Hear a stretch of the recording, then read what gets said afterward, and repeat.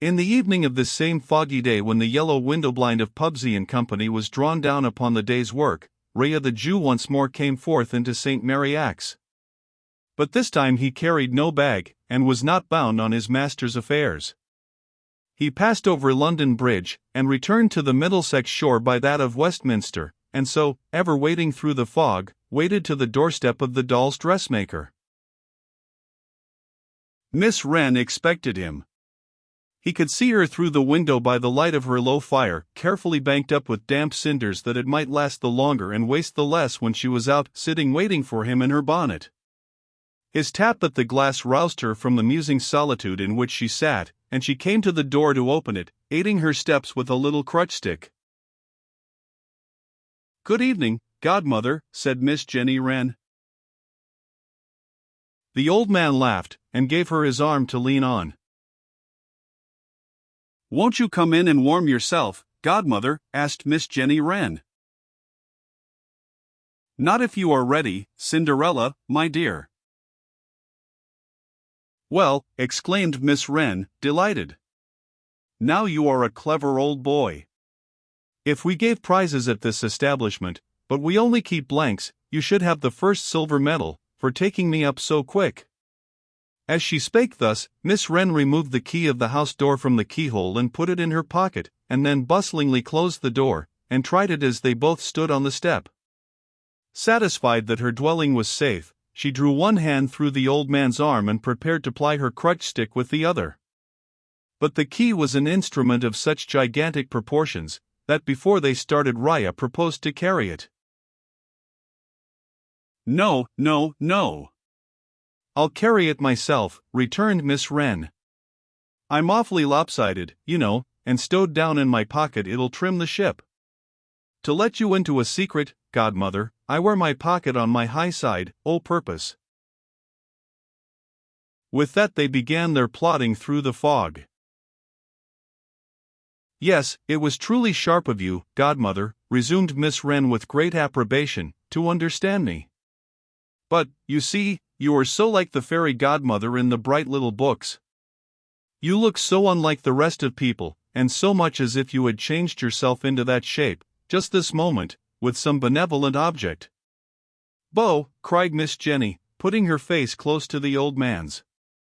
"I can see your features, godmother, behind the beard. Does the fancy go to my changing other objects too, Jenny?" "Ah, that it does.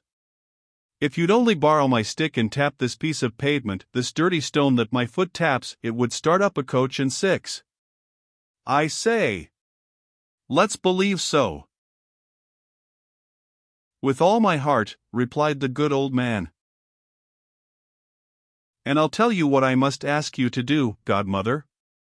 I must ask you to be so kind as give my child a tap, and change him altogether. Oh, my child has been such a bad child of late. It worries me nearly out of my wits. Not done a stroke of work these 10 days.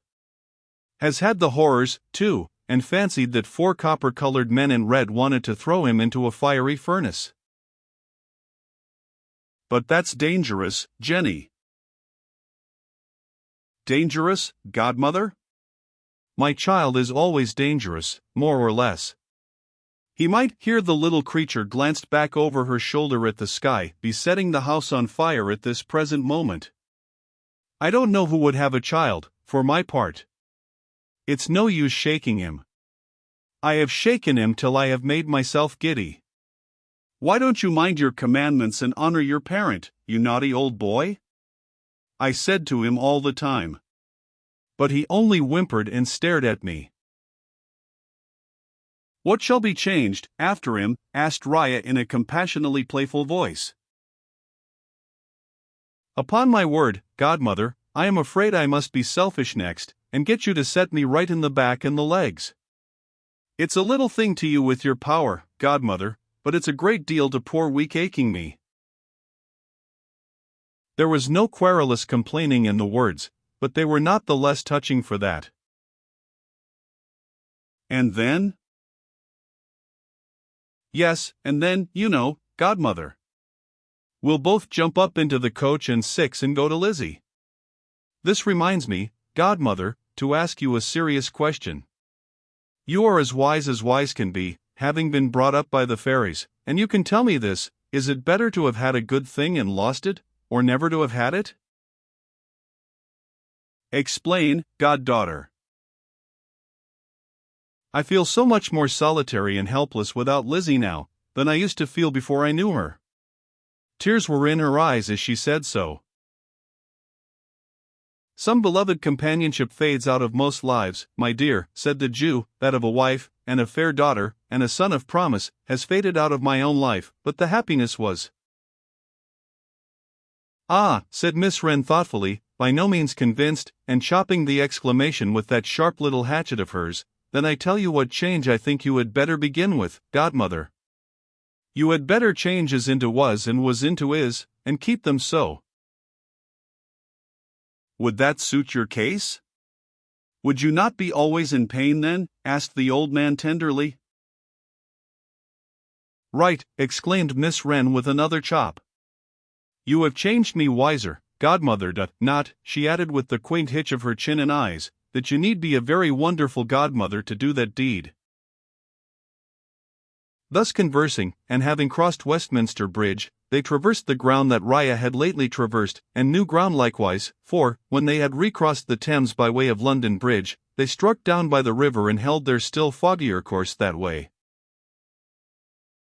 But previously, as they were going along, Jenny twisted her venerable friend aside to a brilliantly lighted toy-shop window, and said, Now look at M.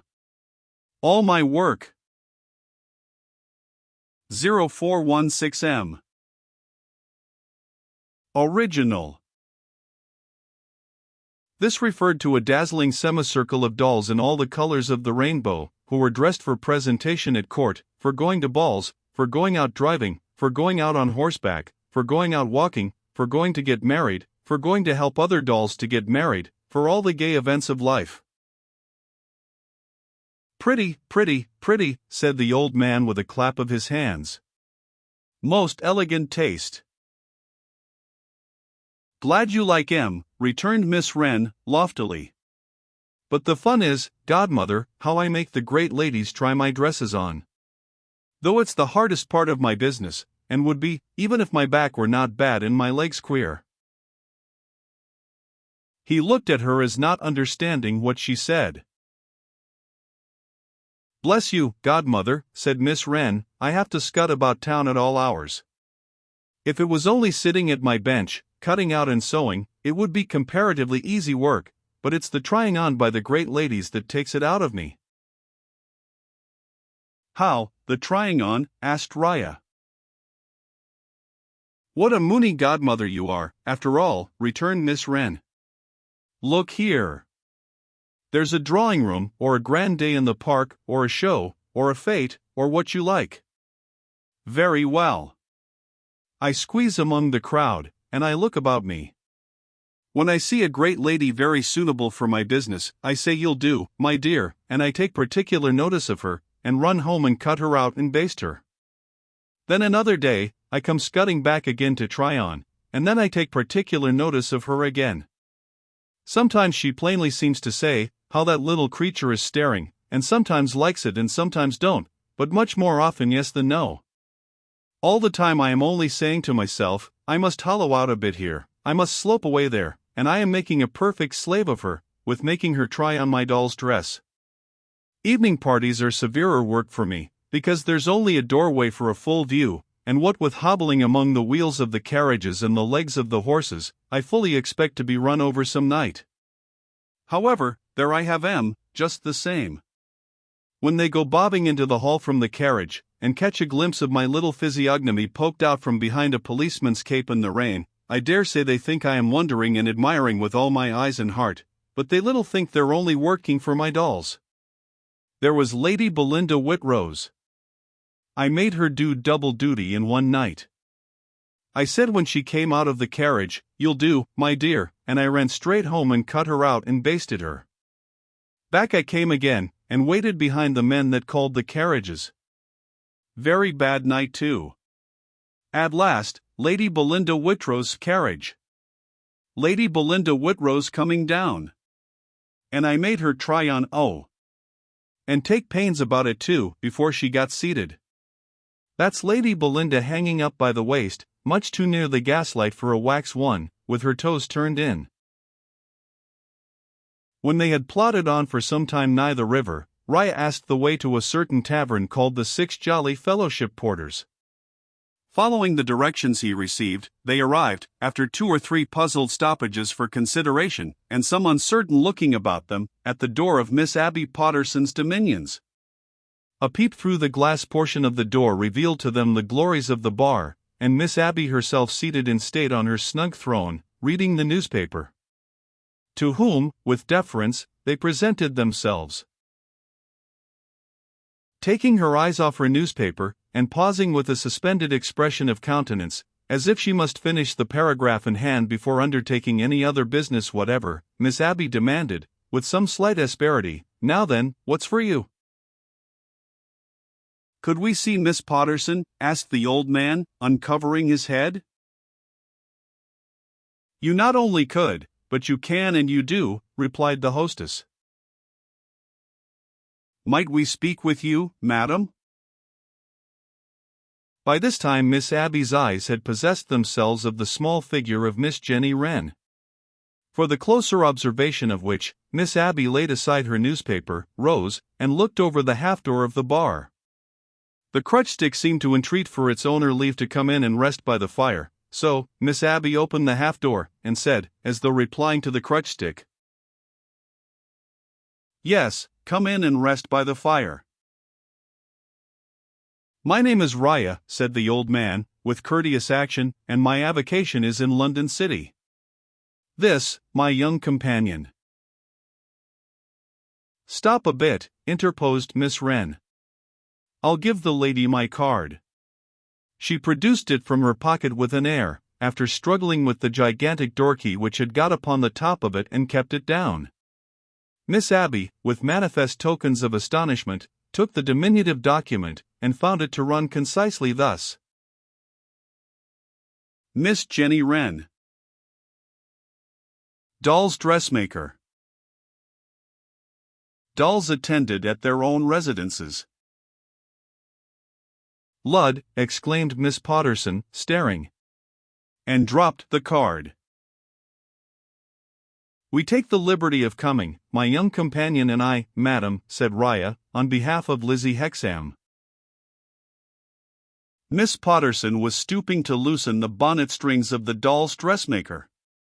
She looked round rather angrily, and said, "Lizzie Hexam is a very proud young woman." "She would be so proud," returned Riah, dexterously, "to stand well in your good opinion, that before she quitted London for where, in the name of the Cape of Good Hope?" asked Miss Potterson, as though supposing her to have emigrated. "For the country," was the cautious answer. "She made us promise to come and show you a paper, which she left in our hands for that special purpose. I am an unserviceable friend of hers, who began to know her after her departure from this neighborhood. She has been for some time living with my young companion, and has been a helpful and a comfortable friend to her. Much needed, madam," he added, in a lower voice. "Believe me, if you knew all, much needed." "I can believe that," said Miss Abby, with a softening glance at the little creature. "And if it's proud to have a heart that never hardens, and a temper that never tires, and a touch that never hurts," Miss Jenny struck in, flushed, "she is proud. And if it's not, she is not." Her set purpose of contradicting Miss Abby point blank was so far from offending that dread authority as to elicit a gracious smile. "You do right, child," said Miss Abby, "to speak well of those who deserve well of you." "Right or wrong," muttered Miss Wren, inaudibly, with a visible hitch of her chin, "I mean to do it, and you may make up your mind to that, old lady." "Here is the paper, madam," said the Jew, delivering into Miss Potterson's hands the original document drawn up by Rokesmith, and signed by Riderhood. "Will you please to read it?" "But first of all," said Miss Abby, "did you ever taste shrub, child?" Miss Wren shook her head. Should you like to? Should if it's good, returned Miss Wren. You shall try. And, if you find it good, I'll mix some for you with hot water. Put your poor little feet on the fender. It's a cold, cold night, and the fog clings so. As Miss Abby helped her to turn her chair, her loosened bonnet dropped on the floor. Why, what lovely hair, cried Miss Abby. And enough to make wigs for all the dolls in the world. What a quantity! Call that a quantity, returned Miss Wren. Poof! What do you say to the rest of it? As she spoke, she untied a band, and the golden stream fell over herself and over the chair, and flowed down to the ground. Miss Abby's admiration seemed to increase her perplexity. She beckoned the Jew towards her, as she reached down the shrub bottle from its niche, and whispered, Child, or woman? Child in years, was the answer, woman in self-reliance and trial. You are talking about me, good people, thought Miss Jenny, sitting in her golden bower, warming her feet. I can't hear what you say, but I know your tricks and your manners. The shrub, when tasted from a spoon, perfectly harmonizing with Miss Jenny's palate, a judicious amount was mixed by Miss Potterson's skillful hands, whereof Ria too partook. After this preliminary, Miss Abby read the document, and, as often as she raised her eyebrows in so doing, the watchful Miss Jenny accompanied the action with an expressive and emphatic sip of the shrub and water. As far as this goes, said Miss Abby Potterson, when she had read it several times, and thought about it, it proves, what didn't much need proving, that Rogue Riderhood is a villain. I have my doubts whether he is not the villain who solely did the deed, but I have no expectation of those doubts ever being cleared up now. I believe I did Lizzie's father wrong, but never Lizzie's self, because when things were at the worst I trusted her, had perfect confidence in her, and tried to persuade her to come to me for a refuge. I am very sorry to have done a man wrong, particularly when it can't be undone. Be kind enough to let Lizzie know what I say, not forgetting that if she will come to the Porters, after all, bygones being bygones, she will find a home at the Porters, and a friend at the Porters. She knows Miss Abby of old, remind her, and she knows what like the home, and what like the friend, is likely to turn out. I am generally short and sweet or short and sour, according as it may be in as opinions vary, remarked Miss Abby, and that's about all I have got to say, and enough too. But before the shrub and water was sipped out, Miss Abby bethought herself that she would like to keep a copy of the paper by her. It's not long, sir, said she to Ria, and perhaps you wouldn't mind just jotting it down. The old man willingly put on his spectacles, and, standing at the little desk in the corner where Miss Abby filed her receipts and kept her sample files, customers' scores were interdicted by the strict administration of the Porters, wrote out the copy in a fair round character. As he stood there, doing his methodical penmanship, his ancient scribe-like figure intent upon the work, and the little doll's dressmaker sitting in her golden bower before the fire, Miss Abby had her doubts whether she had not dreamed those two rare figures into the bar of the 6 Jolly Fellowships, and might not wake with a nod next moment and find them gone. Miss Abby had twice made the experiment of shutting her eyes and opening them again, still finding the figures there, when, dreamlike, a confused hubbub arose in the public room. As she started up, and they all three looked at one another, it became a noise of clamoring voices and of the stir of feet. Then all the windows were heard to be hastily thrown up, and shouts and cries came floating into the house from the river. A moment more, and Bob Glittery came clattering along the passage, with the noise of all the nails in his boots condensed into every separate nail. What is it? Asked Miss Abby. It's summat run down in the fog, ma'am, answered Bob. There's ever so many people in the river. Tell 'em to put on all the kettles, cried Miss Abby. See that the boiler's full. Get a bath out. Hang some blankets to the fire. Heat some stone bottles. Have your senses about you, you girls downstairs, and use 'em. While Miss Abby partly delivered these directions to Bob, whom she seized by the hair, and whose head she knocked against the wall, as a general injunction to vigilance and presence of mind, and partly hailed the kitchen with them, the company in the public room, jostling one another, rushed out to the causeway, and the outer noise increased. "Come and look," said Miss Abby to her visitors. They all three hurried to the vacated public room, and passed by one of the windows into the wooden veranda overhanging the river. "Does anybody down there know what has happened?" demanded Miss Abby, in her voice of authority. "It's a steamer, Miss Abby," cried one blurred figure in the fog. "It always is a steamer, Miss Abby," cried another. "Them's her lights, Miss Abby, what you see a blinking yonder," cried another. "She's a blowing off her steam, Miss Abby, and that's what makes the fog and the noise worse, don't you see?" explained another. Boats were putting off, torches were lighting up, people were rushing tumultuously to the water's edge. Some man fell in with a splash, and was pulled out again with a roar of laughter. The drags were called for. A cry for the lifebuoy passed from mouth to mouth. It was impossible to make out what was going on upon the river, for every boat that put off sculled into the fog and was lost to view at a boat's length. Nothing was clear but that the unpopular steamer was assailed with reproaches on all sides. She was the murderer, bound for Gallows Bay; she was the manslaughterer, bound for penal settlement; her captain ought to be tried for his life; her crew ran down men in rowboats with a relish; she mashed up Thames lightermen with her paddles; she fired property with her funnels; she always was, and she always would be, wreaking destruction upon somebody or something, after the manner of all her kind. The whole bulk of the fog teemed with such taunts, uttered in tones of universal hoarseness. All the while, the steamer's lights moved spectrally a very little, as she lay to, waiting the upshot of whatever accident had happened. Now, she began burning blue lights. These made a luminous patch about her, as if she had set the fog on fire, and in the patch, the cries changing their note, and becoming more fitful and more excited, shadows of men and boats could be seen moving, while voices shouted, "There! There again! A couple more strokes ahead! Hurrah! Look out! Hold on! Haul in," and the like. Lastly, with a few tumbling clots of blue fire, the night closed in dark again, the wheels of the steamer were heard revolving, and her lights glided smoothly away in the direction of the sea.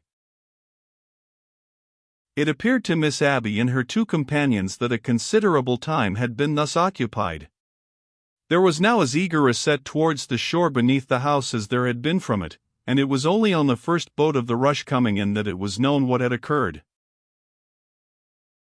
"If that's Tom Tootle," Miss Abby made proclamation, in her most commanding tones, "let him instantly come underneath here." The submissive Tom complied, attended by a crowd. "What is it, Tootle?" demanded Miss Abby. "It's a foreign steamer, miss, run down a wherry." "How many in the wherry?" "One man, Miss Abby." "Found?" "Yes. He's been under water a long time, miss, but they've grappled up the body." "Let 'em bring it here. You, Bob Glittery, shut the house door and stand by it on the inside, and don't you open till I tell you." "Any police down there?" "Here, Miss Abby," was official rejoinder. "After they have brought the body in, keep the crowd out, will you? And help Bob Glittery to shut 'em out." "All right, Miss Abby." The autocratic landlady withdrew into the house with Rhea and Miss Jenny, and disposed those forces, one on either side of her, within the half-door of the bar, as behind a breastwork. "You two stand close here," said Miss Abby, "and you'll come to no hurt, and see it brought in. Bob, you stand by the door." That sentinel, smartly giving his rolled shirt sleeves an extra and a final tuck on his shoulders, obeyed. Sound of advancing voices, sound of advancing steps. Shuffle and talk without. Momentary pause. Two peculiarly blunt knocks or pokes at the door, as if the dead man arriving on his back were striking at it with the soles of his motionless feet. That's the stretcher, or the shutter, whichever of the two they are carrying, said Miss Abby, with experienced ear. Open, you Bob. Door opened. Heavy tread of laden men. A halt. A rush. Stoppage of rush. Door shut. Baffled boots from the vexed souls of disappointed outsiders. Come on, men, said Miss Abby, for so potent was she with her subjects that even then the bearers awaited her permission. First floor. The entry being low, and the staircase being low, they so took up the burden they had set down, as to carry that low. The recumbent figure, in passing, lay hardly as high as the half-door. Miss Abby started back at sight of it. Why, good God, said she, turning to her two companions, that's the very man who made the declaration we have just had in our hands. That's Riderhood.